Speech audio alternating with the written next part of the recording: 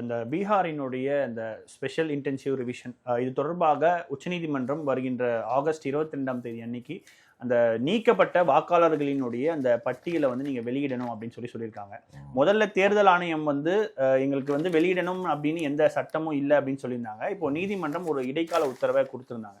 இப்போ இந்த டீடைல்ஸ் வந்தா என்ன மாதிரியான ஒரு விஷயத்தை வந்து காங்கிரஸ் கட்சி வந்து அம்பலப்படுத்த முடியும் அப்படின்னு நீங்க நம்புறீங்க? என்ன ஏன் நம்புறதுன்றதை விட சொன்ன வார்த்தைகள் பார்த்தீங்கன்னா, நீதிமன்றம் சொன்ன வார்த்தைகள் கவனிச்சிங்கன்னா, இதில் முதல்ல என்ன பண்ணணும், முதல்ல ஆறு புள்ளிகளை வந்து நீதிமன்றம் சொல்லிச்சு. அந்த 6 உத்தரவுகள் என்ன அப்படின்னு சொன்னால்,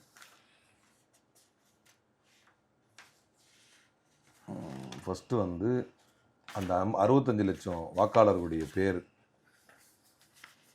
ஓட்டர் லிஸ்ட் 2025 இருந்து எக்ஸ்க்ளூட் ஆன பேர்கள் யார், அந்த டிராஃப்ட் லிஸ்ட்லேருந்து எக்ஸ்க்ளூட் ஆன பேர் யாருன்றதை ஒவ்வொரு டிஸ்ட்ரிக்டுடைய வெப்சைட்லேயும் வெளியிடணும் அப்படின்னு நீதிமன்றம் சொல்லிச்சு. எவ்ரி டிஸ்ட்ரிக்ட் எலக்டோரல் ஆஃபீஸர்ஸுடைய லிஸ்ட்டில் வெளியிடணும். அந்த இன்ஃபர்மேஷனை பூத் வைஸாக எடுத்து ஒருத்தருடைய அந்த எபிக் நம்பரை போட்டாலே, என் நம்பரை போட்டால் என் பூத்தில் தெரிஞ்சிடணும் அப்படிங்கிற வரைக்கும் தெளிவாக வெளியிடணும் அப்படிங்கிறது ஒரு உத்தரவு. பப்ளிக் இந்த டிஸ்பிளேவை பற்றி அவேர்னஸ் வரணும், அவங்களுக்கு விழிப்புணர்வு வரணும் அப்படிங்கிறதுக்காக இந்த 65 லட்சம் தோராயமான இந்த 65 லட்சம் வாக்காளர்களுடைய பெயர்களும் டிஸ்ட்ரிக்ட் எலக்டோரல் ஆஃபீஸருடைய வெப்சைட்டில் போடணும். அது இல்லாமல் ஒயிட் சர்க்குலேஷனில், பீகாரில் ஒயிட் சர்க்குலேஷனில் இருக்கிற ஒரு நியூஸ் பேப்பரில் வந்து வெர்னாக்குலர் நியூஸ் பேப்பரில் இதை போடணும். அங்கே இருக்கக்கூடிய லோக்கல் டிவி, ரேடியோ எல்லாத்துலேயும் இதை வெளியிடணும். அது இல்லாமல் டிஸ்ட்ரிக்ட் எலக்டோரல் ஆஃபீஸர்ஸுக்கு ஏதாவது ஒரு சோஷியல் மீடியா சைட் இருந்துச்சுன்னா அதை வந்து பப்ளிக் நோட்டீஸாக வந்து வெளியிடணும். இது 2வது. 3வது, பூத் வைஸ் லிஸ்ட்டு கீழே லெவலில் இறங்கி பூத் வைஸ் லிஸ்ட்டு 65 லட்சம் வாக்காளர்கள் வந்து டிஸ்பிளே வந்து நோட்டீஸ் போர்டில் ஒட்டணும். ஈச் பூத் லெவல் ஆஃபீஸர்ஸ் அவங்களுடைய ரெஸ்பெக்டிவ் ஆஃபீஸர்ஸ், பிளாக் டெவலப்மெண்ட் இல்லை பஞ்சாயத்தில் வைக்கணும், மேனுவல் ஆக்சஸ்க்காக. ஏன்னா அந்த மேனுவல் ஆக்சஸ் பார்த்து நம்ம பேர் இருக்கான்னு அவங்க படித்து தெரிஞ்சுக்கணும் அப்படின்னு வைக்கணும். அதே மாதிரி பப்ளிக் நோட்டீஸ்க்காக எக்ஸ்ப்ரெஸ்லி மென்ஷன் பண்ணியிருக்கணும்.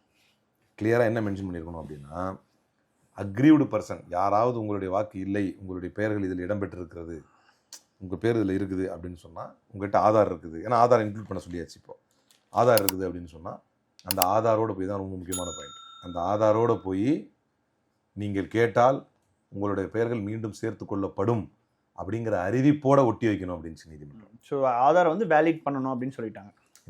என்ன படிக்கிறேன் கேளுங்க ஆர்டர். இந்த public notice it shall also be expressly mentioned that the aggrieved person may submit their claims along with a copy of Aadhaar card.